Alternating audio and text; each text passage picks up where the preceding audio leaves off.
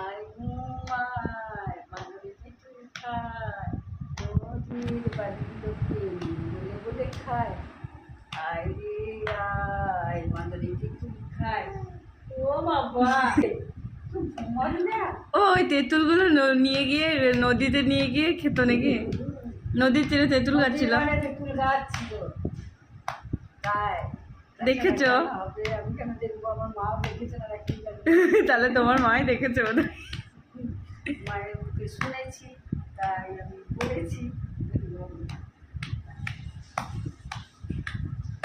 রে ধন ও বাবা ও তোমাকে ঘুম পাঠাচ্ছে দেখো।